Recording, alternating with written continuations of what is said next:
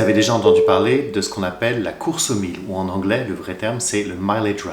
Le principe, c'est de prendre l'avion juste dans le but de gagner des milles. Aujourd'hui, on va essayer de voir pourquoi est-ce que les gens font ça, pourquoi est-ce que moi je l'ai fait, et est-ce que ça vaut vraiment la peine. Soyez les bienvenus à bord. Alors oui, le mileage run, c'est quelque chose qui existe depuis très longtemps. Moi, je l'ai fait, je pense, c'est en 2006. Et ça permet de pouvoir gagner des milles aériens ou des points, dépendamment de ce que les compagnies utilisent. Mais bon, pour simplifier la vidéo, je vais appeler ça des milles. D'avoir des avantages, comme des billets gratuits, des surclassements, des accès au salon, etc. Alors, est-ce que ça vaut vraiment la peine? Pourquoi est-ce que les gens font ça? Et est-ce que les choses ont changé depuis l'époque où moi je l'ai fait? Soyez les bienvenus à bord, mon nom est Victor, je suis chef de cabine pour une compagnie aérienne. Toutes les semaines, je vous retrouve sur YouTube, je donne des conseils sur comment voyager dans les meilleures conditions, comment comprendre le milieu du transport aérien, tout simplement parce que c'est un milieu qui est fascinant, mais il y a beaucoup de choses qui sont complètement inconnues pour beaucoup de passagers. Alors si c'est un milieu qui vous intéresse, je vous invite à vous abonner, vous pouvez également activer la cloche, mettre un pouce vers le haut, ça aide simplement la chaîne à être plus visible. Et dites-moi dans les commentaires si vous avez déjà fait, si vous avez déjà considéré, ou si peut-être maintenant vous allez considérer de faire un course aux milles ou un mileage run. Alors, il existe 3 types de mileage run. Le tout premier, c'est de gagner des milles. Alors, pourquoi est-ce que les gens veulent gagner des milles? Eh bien, dans le cas qui nous intéresse et dans le cas qui m'avait concerné, tout simplement, c'est pour obtenir ou garder le statut avec une compagnie aérienne. Alors, qu'est-ce que c'est qu'un statut? Eh bien, plus vous avez de points, plus vous avez de milles, plus vous avez un statut qui est élevé. Alors, il y a des noms qui changent d'une compagnie à l'autre. En général, vous avez silver, argent, gold, platine, whatever. Vous avez plein de termes de métaux précieux. Et plus vous êtes en haut de la hiérarchie, plus vous avez des avantages. Ces avantages sont très variés, ça change beaucoup d'une compagnie à l'autre. En général, ce que vous allez retrouver, c'est des embarquements ou des enregistrements prioritaires, des suppléments de bagages qui sont gratuits, des accès à des salons, des surclassements lorsque vous êtes à bord. Et puis, ça peut être parfois jusqu'à ce qu'on vous envoie une limousine pour aller vous chercher à la maison.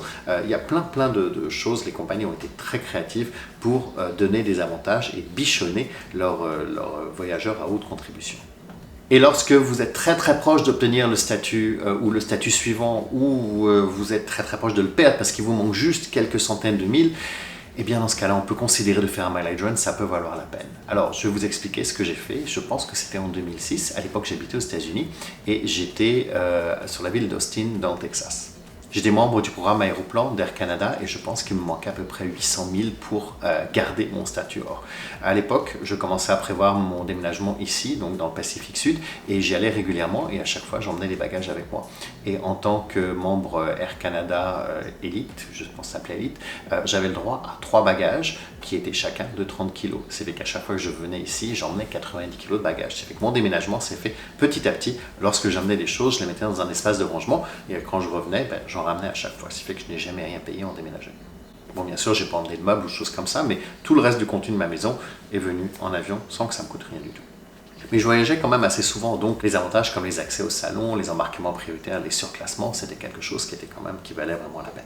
Donc j'étais à Austin et j'ai trouvé un billet, j'ai passé une soirée complète à essayer de trouver le meilleur billet. J'ai trouvé un billet qui m'a coûté à peu près 200 $ US et qui m'a permis de gagner SMI pour pouvoir obtenir le statut que je voulais. Alors qu'est-ce que j'ai fait en une journée? Je suis parti très tôt le matin d'Austin, j'ai volé jusqu'à Chicago. En arrivant à Chicago, j'avais le temps d'aller dans le lounge et de prendre mon petit déjeuner, donc j'ai pris ma collation pour le déjeuner. Je suis remonté dans un avion et là, je me suis envolé vers San Diego.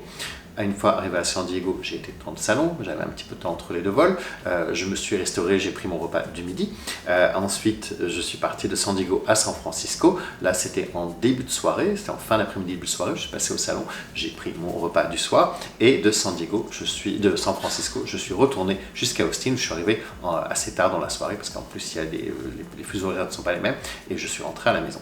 Bon, oui, effectivement, j'ai pollué un petit peu l'atmosphère et je m'en excuse. J'avais pris le soin de faire un don auprès d'une compagnie qui plante des arbres justement pour essayer d'éliminer la trace de dioxyde de carbone que j'allais laisser dans l'atmosphère. Mais ça m'a permis pour à peu près 200-300 $, quelque chose comme ça, c'est assez vague, d'avoir assez de points, largement assez de points pour pouvoir garder mon statut plutôt que payer des suppléments de bagages à chaque fois que j'allais venir ici, ne plus avoir accès au salon et toutes ces autres avantages. Et je ne suis pas le seul à faire ce genre de choses, c'était très courant à l'époque et ça valait la peine pour 300 $. Oui, c'est une journée en avion, j'avais pris un bon livre, j'avais pris de la musique et puis j'étais assis en économie toute la journée et puis je me suis occupé. D'autres passagers vont faire des mileage runs dans le but d'obtenir des milles, tout simplement parce que ces milles peuvent leur permettre de voyager ensuite gratuitement. Alors, c'était quelque chose qui était très faisable il y a plusieurs années. Maintenant, c'est plus difficile parce qu'on vous donne moins de milles lorsque vous voyagez. Avant, lorsque vous voyagez, je prends l'exemple d'Air Canada, celui que je connaissais le mieux, mais beaucoup de compagnies fonctionnaient de la même manière. Vous aviez automatiquement des milles, quel que soit le tarif que vous alliez utiliser. Maintenant, si vous avez les tarifs les moins chers, on va vous donner 0 milles ou on va vous donner 50% des milles que vous avez volés. Vous aviez aussi un minimum de 500 milles qui vous était donné par vol, alors que maintenant on vous donne, si on vous en donne, on vous donne le nombre réel de milles que vous avez volés. Donc c'est plus difficile d'obtenir des milles aériens. Et pour les utiliser aussi, maintenant ça vous coûte plus cher. Moi j'avais fait, en utilisant mes milles, un vol entre Montréal, Vancouver, Hawaï et Sydney en Australie, aller-retour. Ça m'a coûté à peu près 70 000 milles aéroplan, donc Air Canada. J'ai fait une recherche, maintenant ça vaut à peu près 110 000 pour faire le même voyage. Donc il y a eu pas mal d'inflation. Le troisième type de mileage run, et je dirais c'est à la limite celui qui fait le plus de sens maintenant, c'est de faire un petit peu ce que j'ai fait, mais d'en profiter et de l'étaler éventuellement sur un week-end. Pas de faire un aller-retour dans la journée.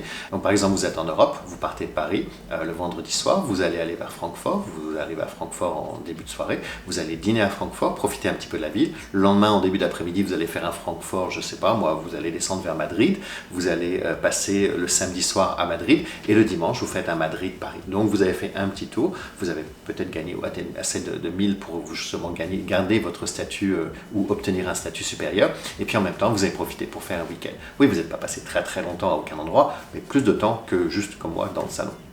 Alors bon, l'économie des milles a pas mal changé. Comme je disais tout à l'heure, maintenant ça vous prend beaucoup plus de milles pour voyager, on vous en donne moins lorsque vous voyagez. Alors il y a une dizaine d'années, lorsque vous voyagez avec American Airlines, si vous essayez d'obtenir le statut platine, donc je regarde mes notes parce que j'ai tout écrit, ça vous demandait 100 000 miles qualifiantes. Donc 100 000 miles, vous êtes assis dans l'avion. Mais voyager des États-Unis avec American Airlines, c'était pas forcément très cher. Un aller-retour entre New York et Hong Kong, c'était 500 $ US. Ce qui fait que ça vous permettait quand même de gagner jusqu'à 20 000 miles par vol.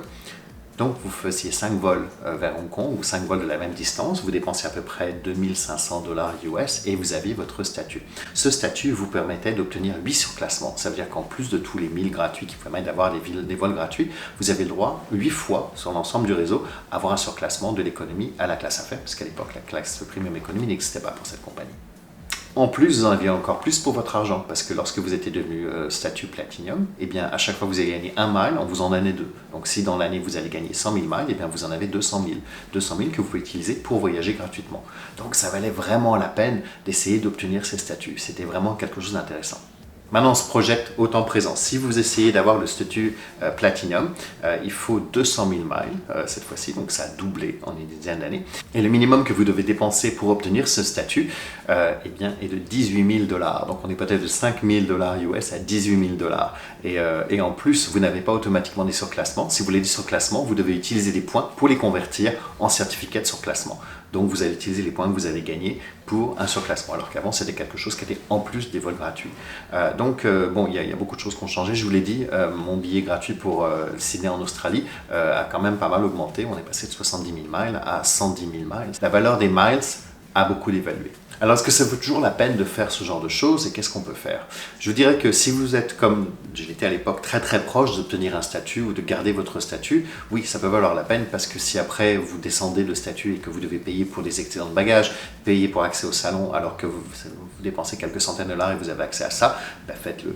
Mais n'essayez pas de partir dès le départ et disant je vais faire des allers-retours comme ça régulièrement et puis je vais avoir mon statut, ça ne vaut plus la peine. En ce qui me concerne personnellement, j'étais Star Alliance Gold depuis je pense 1997 ou 98 et depuis le mois d'octobre je suis descendu au niveau Silver. Je veux dire que j'ai eu un petit peu de mal à avaler la pilule parce que j'ai beaucoup moins d'avantages, les salons j'ai accès à 2 fois seulement dans l'année, bon c'est beaucoup plus, il y a beaucoup moins de choses, mais j'ai changé ma stratégie. Maintenant j'utilise mes cartes de crédit pour obtenir des points. Alors je me m'endette pas avec les cartes de crédit, je vous dis pas de faire ça, moi je paye tout ce que j'ai dépensé sur les 2 dernières semaines, je rembourse, je paye immédiatement ma carte de crédit parce que ici, comme beaucoup de pays du monde, on est payé aux 2 semaines et pas à la fin du mois. Ça fait que toutes les 2 semaines dès que je suis payé, je rembourse tout ce que je dois à la carte de crédit, ça fait que je ne paye 0 AGO ou intérêt. Le gros avantage, c'est que je vais gagner des points de carte de crédit. Alors, je ne connais pas le marché des cartes de crédit françaises, mais par exemple au Canada, je suis avec la Banque Royale, et ben je gagnerai des points avion, des choses comme ça, des points RBC. Chaque banque a son propre système. Et l'avantage des points de carte de crédit, vous pouvez souvent les échanger contre des 1000 d'autres compagnies aériennes. Donc, si aujourd'hui je veux partir avec Cathay, ben, je peux échanger mes points American Express, parce que c'est la principale carte que j'utilise, vers Cathay. Mais si le mois prochain je veux partir avec Air Canada, je peux les échanger contre des 1000 aéroplans et utiliser ces 1000. Ça vaut vraiment beaucoup plus la peine. Tous les avantages comme les accès au salon, etc., eh bien, je peux les avoir aussi par le biais des cartes de crédit supérieures qui permettent parfois d'avoir des accès comme Priority Pass, etc. Donc j'ai changé complètement mon système, je ne suis plus loyal à une compagnie en particulier ou à un groupe de compagnies comme une alliance. Je vais quand même gagner des points lorsque je voyage avec ces compagnies, donc je suis toujours membre Aéroplan et dès que je voyage sur Alliance, je vais gagner des points. Mais par contre, ce n'est plus ma priorité, je vais essayer de tout capitaliser sur la carte de crédit. Si vous voulez en savoir plus, il y a un YouTuber qui a lancé un programme de formation. Le programme est en anglais, je ne pense pas qu'il existe dans d'autres langues, mais si vous êtes assez bon en anglais, le YouTuber s'appelle Non-Stop Dan. Je vais vous mettre le lien dans la barre d'infos si vous voulez accéder à son programme. Je ne l'ai pas fait, je ne sais pas combien il coûte. Je sais qu'il en a pas mal parlé sur sa chaîne, parce que je regarde un petit peu de quoi il parle, parce que souvent il va voyager en classe affaires, il va comparer les compagnies. Je ne suis pas toujours d'accord avec ce qu'il dit, mais bon, c'est quelqu'un qui voyage énormément et qui connaît bien le système de points et décidé de lancer une formation. Si vous la faites, n'hésitez pas, dites-moi ensuite un jour dans les commentaires lorsque vous l'aurez complété, est-ce que ça vaut vraiment la peine? Qu'est-ce que vous avez retenu de cette formation? J'espère que vous avez découvert un petit peu ce que c'est qu'un fameux mileage runs ou une course au 1000 ou au point, que peut-être vous allez en faire. Si vous considérez en faire une ou si vous pensez que c'est quelque chose de complètement inutile, dites-le moi également dans les commentaires. J'ai hâte de vous lire. Sur ce, je vous souhaite une très très bonne semaine. On se retrouve la semaine prochaine sur YouTube. Je suis également sur Instagram. Le compte c'est Victor Voyage. Passez une bonne semaine. Salut.